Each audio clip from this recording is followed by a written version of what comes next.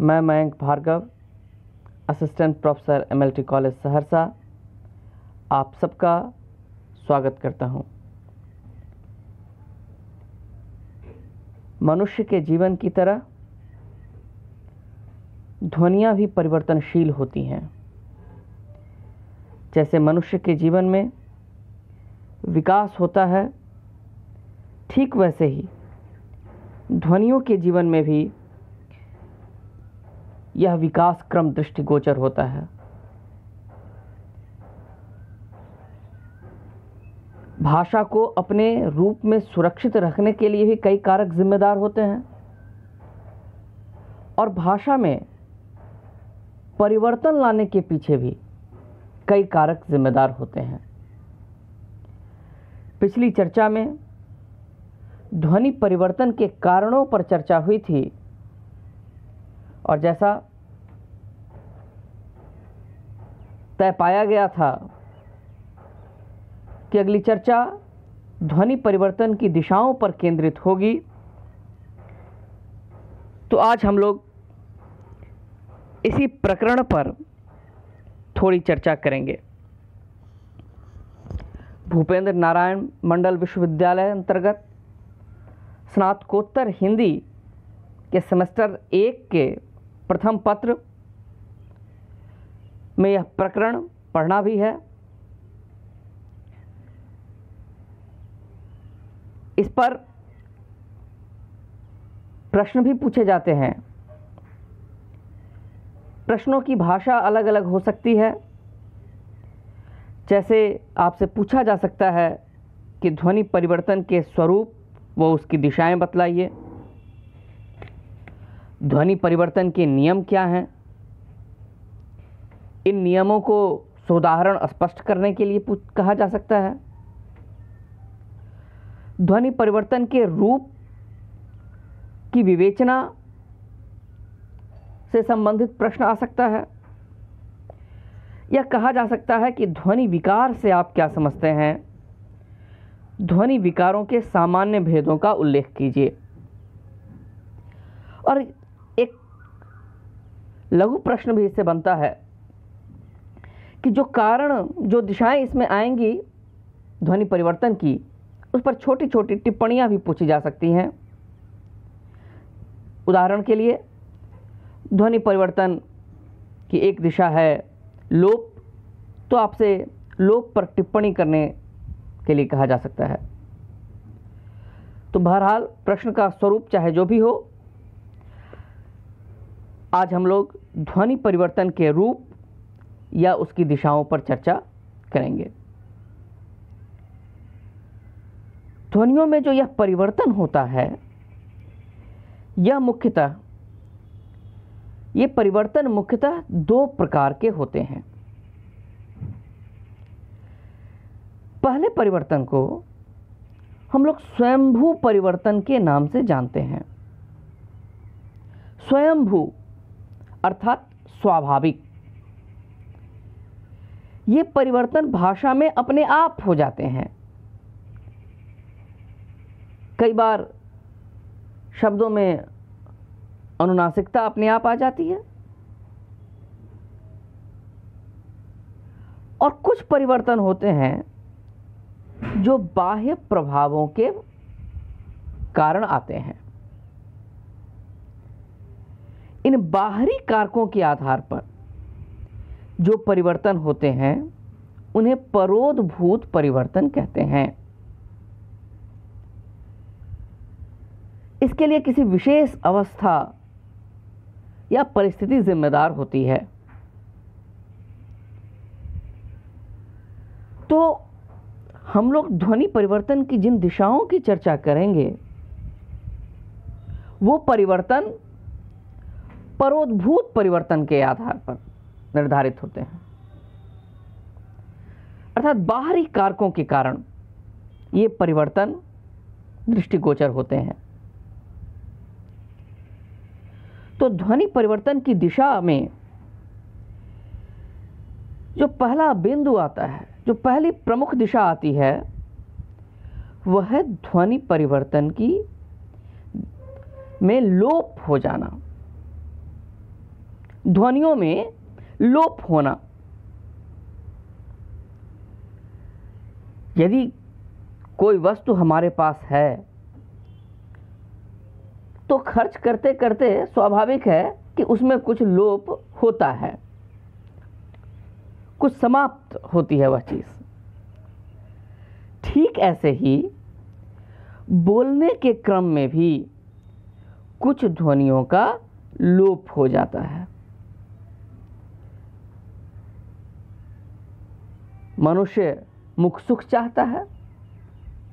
जैसे जीवन की हर दिशा में हम सुख चाहते हैं, वैसे ही बोलने के क्रम में भी हम सुख प्राप्त करने के आकांक्षी होते हैं, कम प्रयत्न करना चाहते हैं,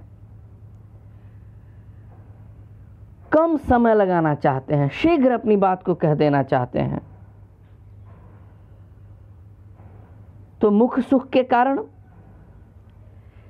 या उच्चारण में शीघ्रता के कारण अथवा स्वराघात के कारण, किसी विशेष स्वर पर बोलने के क्रम में जो बल देते हैं,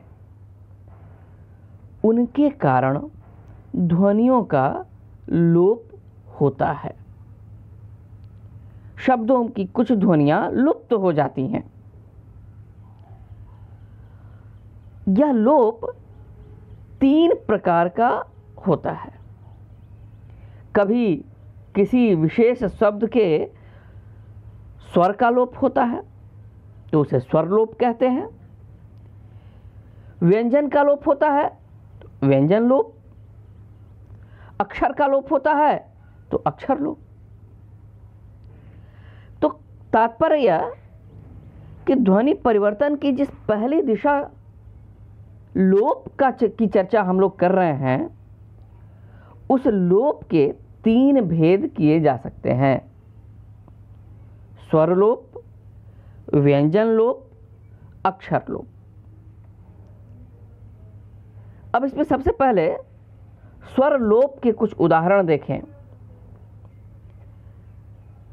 अब इस स्वर लोप को अगर हम देखें तो किसी शब्द में स्वर की स्थिति 3 प्रकार की हो सकती है।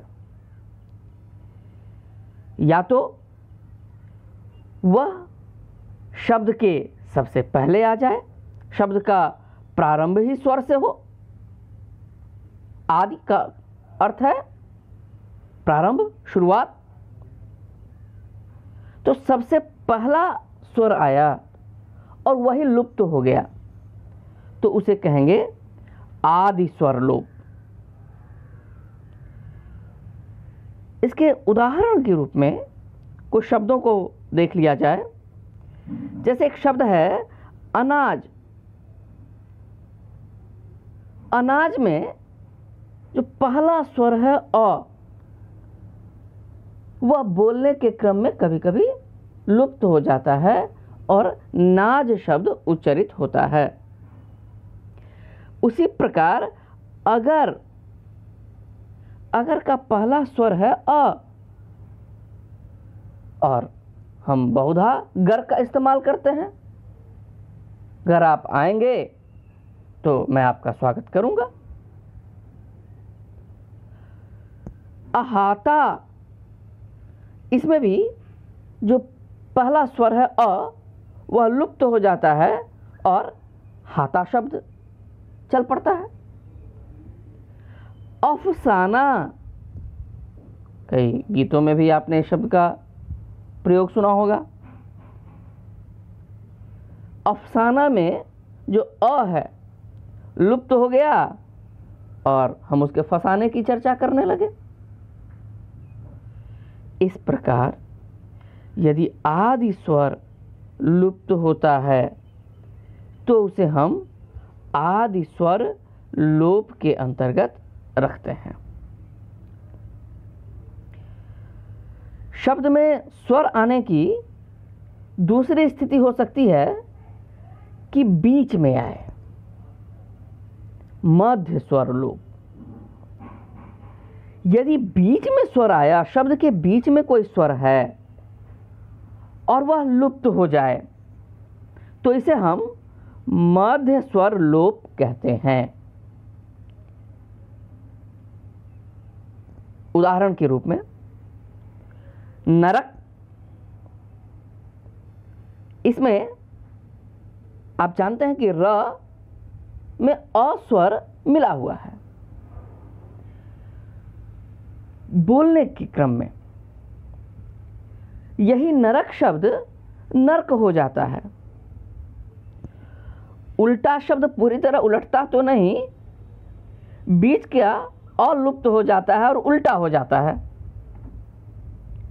अर्थी अर्थी में परिवर्तित हो जाता है। बर्तन बर्तन में परिवर्तित हो जाता है।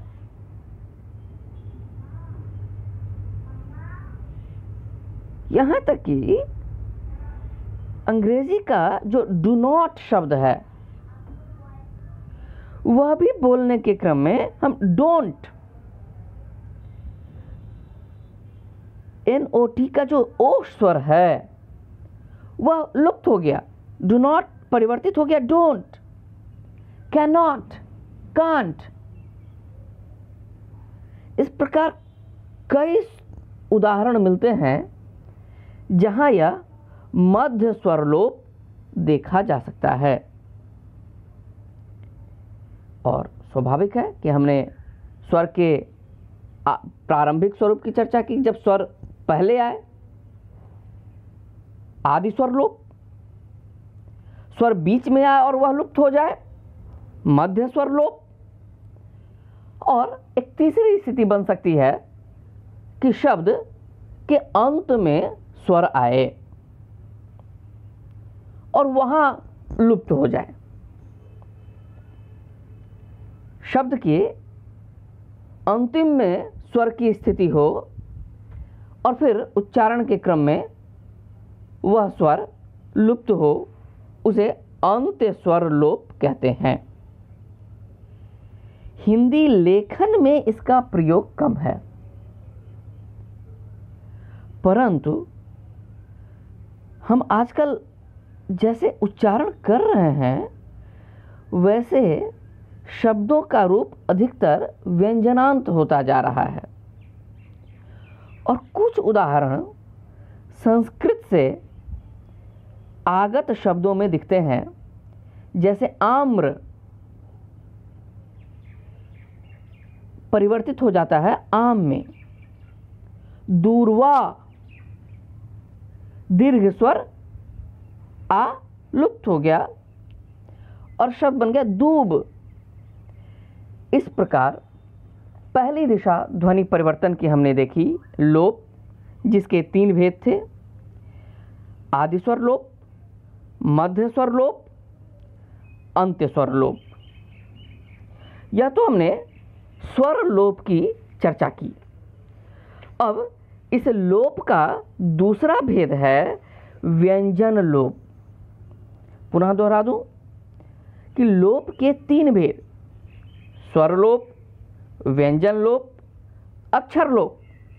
फिर स्वर लोप की 3 स्थितियां थीं, आदि स्वर लोप, मध्य स्वर लोप, अंत्य स्वर लोप। उसी प्रकार व्यंजन लोप में भी 3 भेद किए जाते हैं। स्वाभाविक है कि व्यंजन की भी 3 स्थितियां किसी शब्द में हो सकती हैं। या तो वह व्यंजन शुरू में आए, वह लुप्त हो जाए, आदि व्यंजन लोप होगा।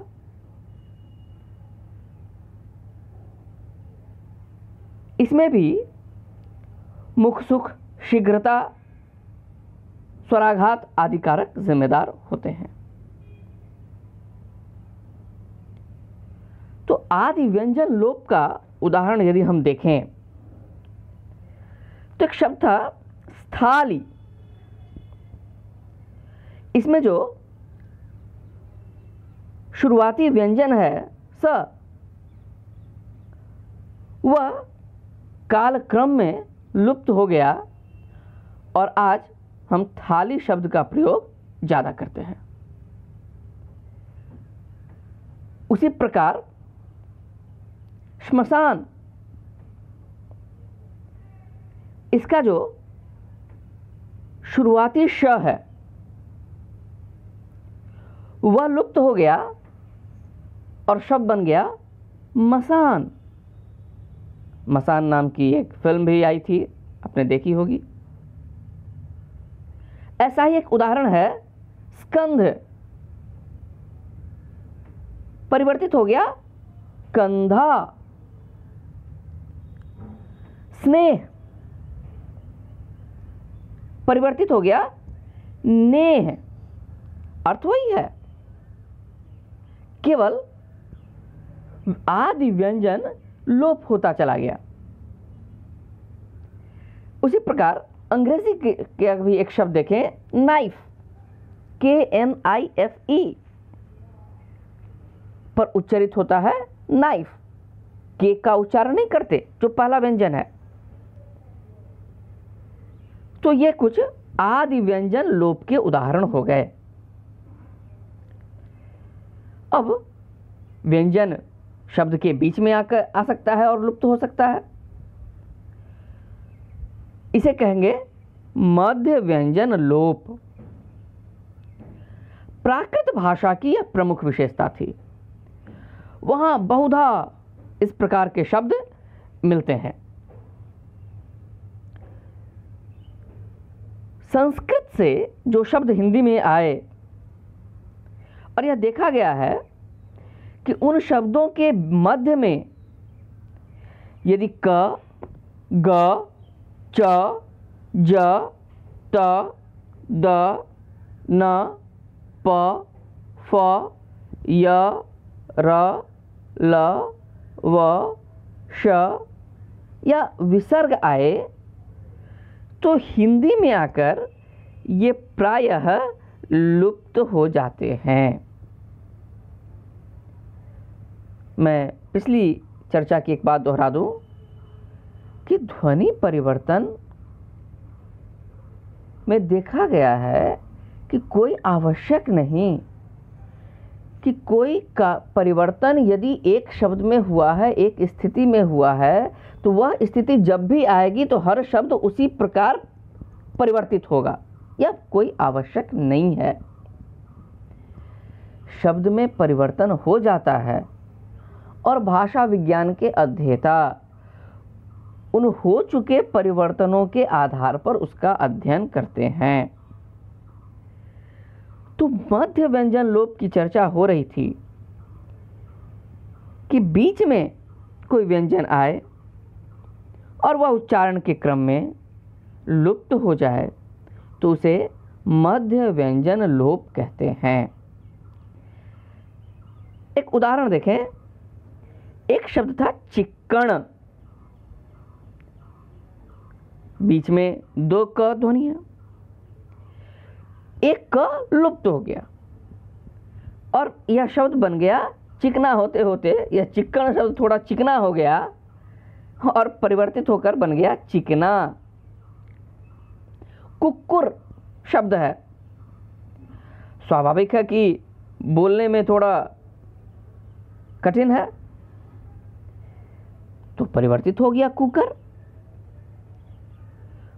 कोकिल, कोकिल का पहला क तो रहा को, पर बीच का जो क है वह लुप्त हो गया, बन गया कोयल। दुग्ध, बीच का ग लुप्त हो गया और आसानी से हम लोग प्रयोग करने लगे दूध। सूची, सुई। लज्जा, लाज। इसी प्रकार कार्तिक शब्द परिवर्तित हो गया कार्तिक, बीच का र लुप्त हो गया। तो ऐसे परिवर्तनों को हम मध्य व्यंजन लोप कहते हैं।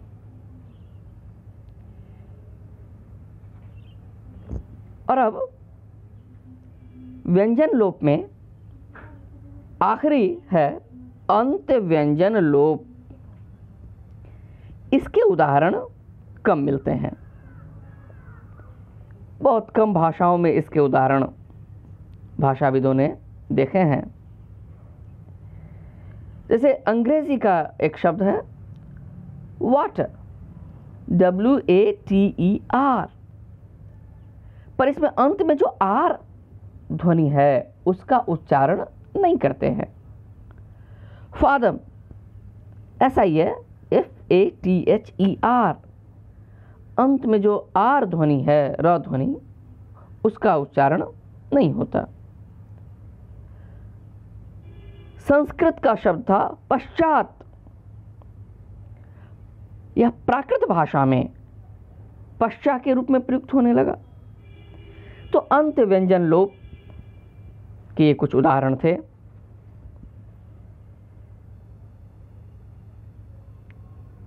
अब हम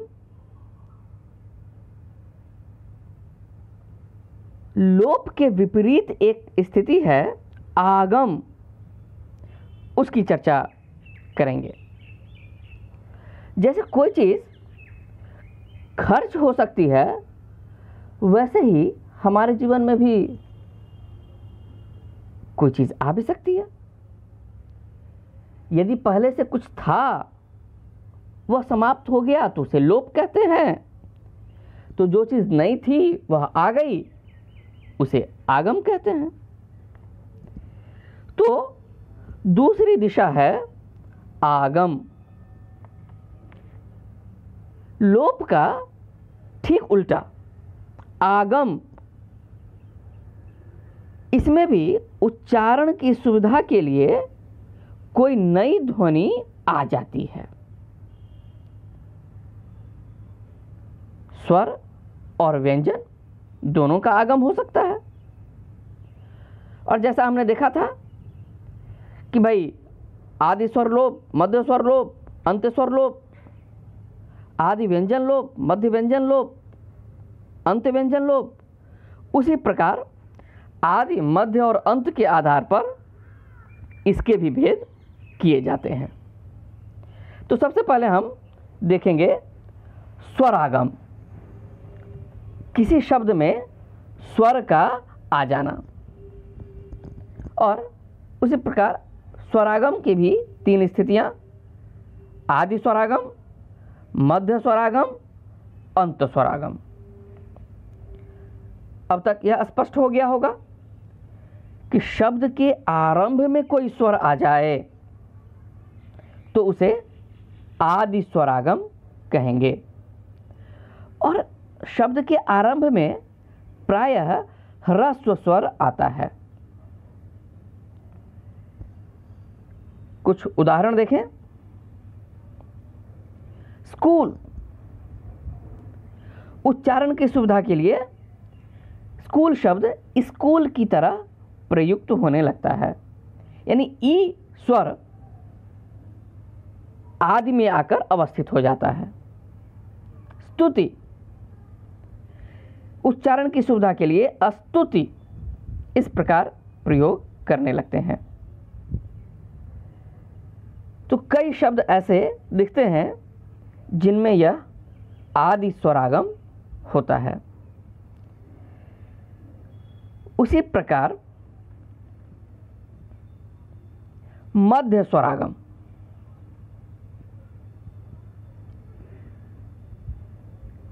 अज्ञान के कारण,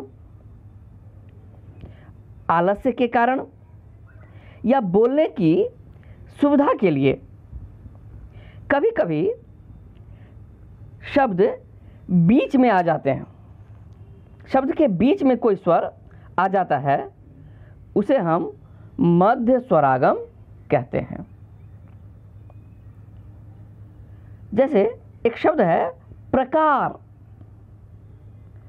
पर प्रकार बोलने में थोड़ी जिह्वा को कठिनाई होती है, तो सुविधा के लिए प्रकार शब्द परकार में बदल जाता है। पूर्व,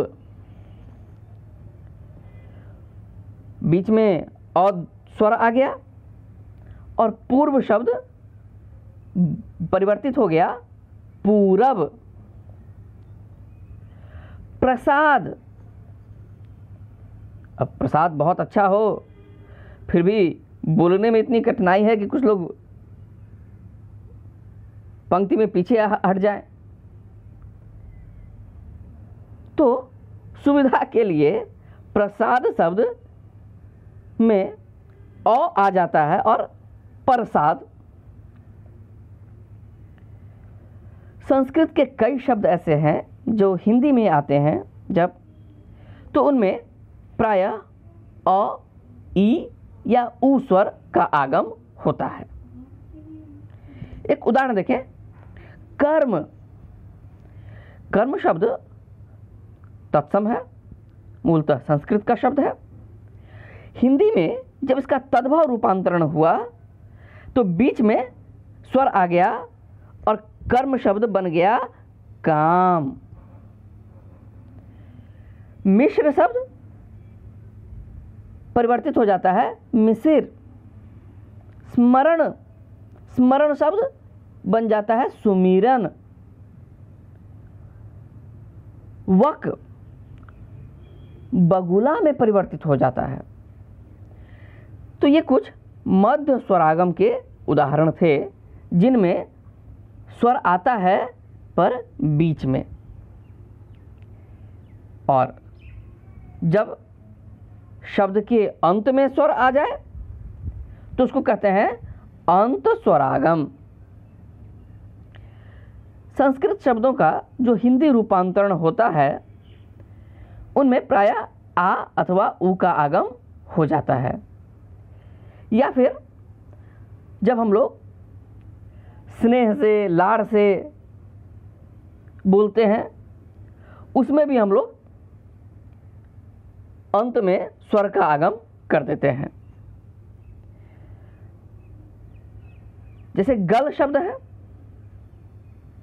गल परिवर्तित हो गया गला।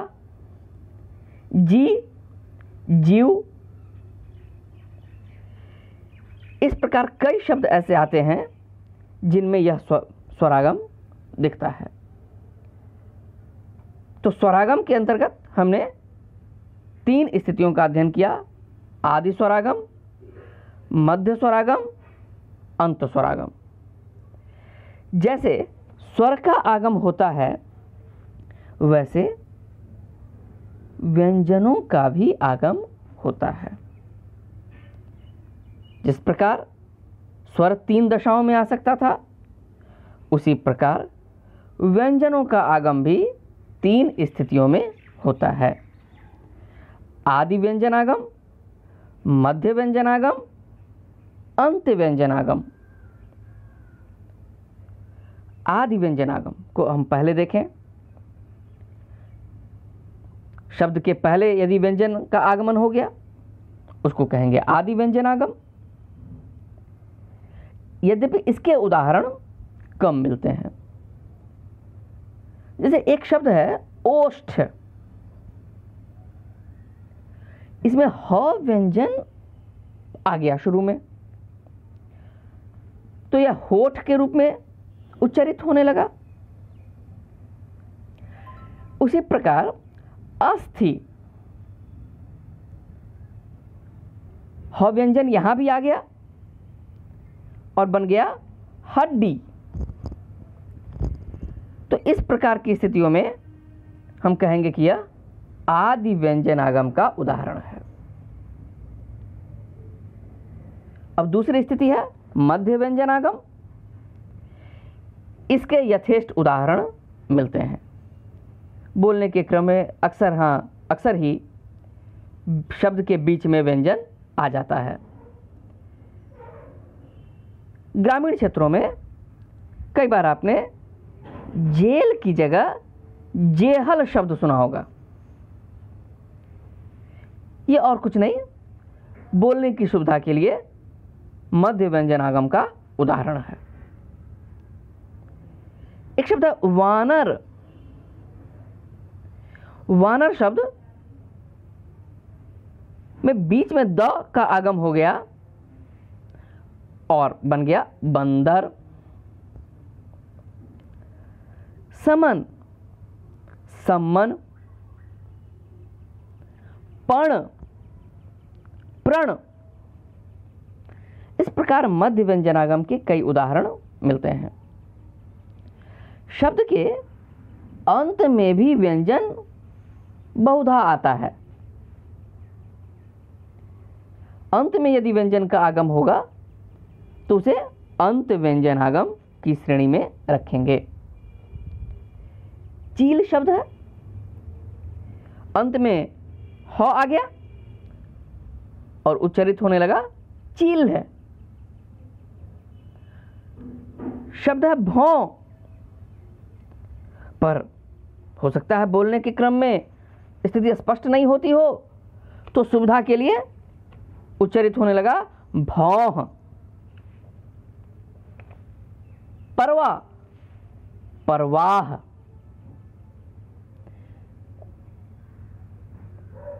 एक शब्द है अंक। अंक में अड़ा का आगम होता है, बन जाता है आंकड़ा। नए नए शब्द बनते भी हैं इस तरह से।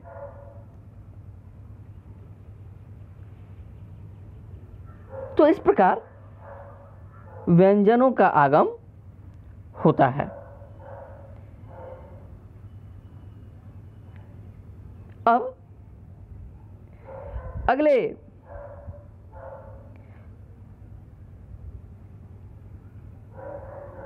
चरण पर चलें तो एक कारण होता है अनुनासिकता। एक ध्वनि परिवर्तन की एक दिशा होती है, कारण नहीं। कारणों की चर्चा तो हम लोग पहले ही कर चुके हैं। ध्वनि परिवर्तन की एक दिशा होती है अनुनासिकता। यह दो प्रकार से आ सकती है, या तो वक्ताजन्य होगी, उच्चारण करने वाले के कारण यह अनुनासिकता आ जाती है। संस्कृत का शब्द है अश्रु। यह प्राकृत अपभ्रंश के रास्ते हिंदी में आते आते हो गया आंसू। और ध्वनि परिवेश के कारण भी बदलती है। उत्तर भारत में हम उच्चारण करते हैं मीरा, पर राजस्थान में यह उच्चारण होता है मीरा। मीरा के प्रभु गिरधर नागर। वहां कई शब्दों में आप देखेंगे कि यह अनुनासिकता आ जाती है। राम शब्द है, यह परिवर्तित हो जाएगा राम। पान, पाण। इस प्रकार यह अनुनासिकता दिखती है।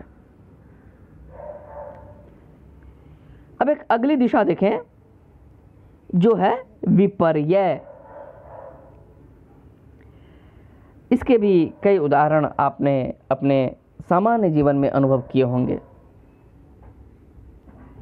इसमें विपर्यय हो जाता है, अर्थात किसी शब्द के स्वर, व्यंजन या अक्षर एक स्थान से दूसरे स्थान पर चले जाते हैं। स्वाभाविक है कि यदि स्वर एक स्थान से दूसरे स्थान में परिवर्तित हो जाएगा तो कहेंगे स्वर विपर्यय हुआ। व्यंजन एक स्थान से दूसरे स्थान पर चला जाएगा तो कहेंगे व्यंजन विपर्यय हुआ। तो हम पहले स्वर विपर्यय का उदाहरण देखते हैं। एक शब्द है उल्का। उल्का में क्या हुआ है? उ पहले है, इसकी स्थिति विपरीत हो गई, यह परिवर्तित हो गया लूका। न लुप्त हुआ न इसका आगम हुआ, केवल जगह बदल ली गई। जानवर, जो आ स्वर ज में था वह चला गया न में और बन गया जनावर। अंगुली, ग में जो ऊ स्वर था वह चला गया अ में और बन गया उंगली, और अभी ऊ में परिवर्तित होता है। एक शब्द में कई दिशाएं एक साथ देखी जा सकती हैं। तो ये कुछ स्वर विपर्य के उदाहरण थे। व्यंजन विपर्य होता है, और लिखने के क्रम में प्रायः यह गलती होती है जाने अनजाने। शब्द का मानक रूप है चिन्ह, पर हम बोलते हैं चिन्ह, और बोलते बोलते तो अब कई बार लिखने में भी यह गलती प्रायः दृष्टिगोचर होती है।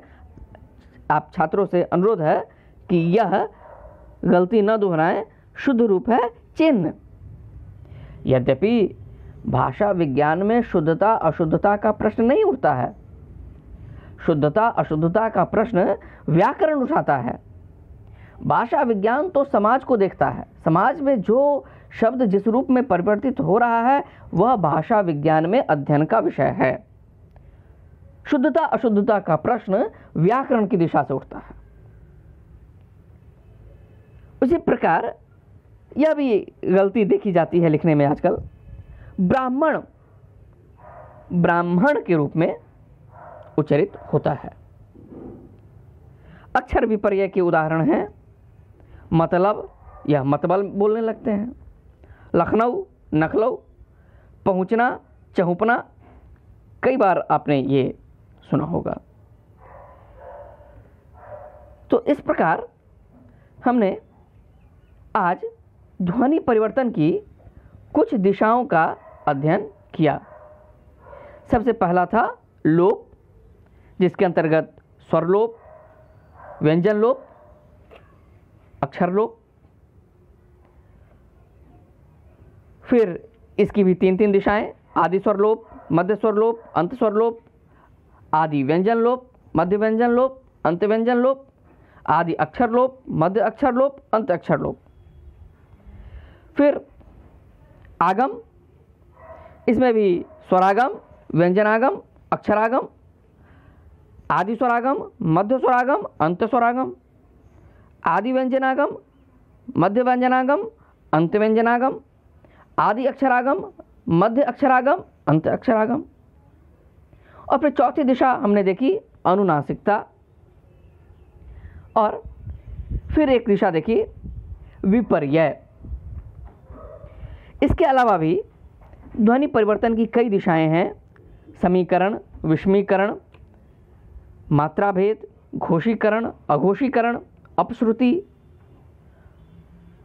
इन दिशाओं की चर्चा हम अगली कक्षा में करेंगे। आशा है आपने इन दिशाओं की चर्चा का आनंद लिया होगा, समझा होगा। पिछली चर्चाओं में जो शंकाएं उठी थी वो शंकाएं आपने मुझ तक पहुंचाई और मैंने यथाशक्ति उसका उत्तर दिया। मुझे खुशी होगी यदि इसमें भी कोई शंका हो तो आप ज़रूर मुझसे साझा करें। आशा है कि आप इस अवधि में खूब अध्ययन कर रहे होंगे। आप सबको मेरी शुभकामनाएं।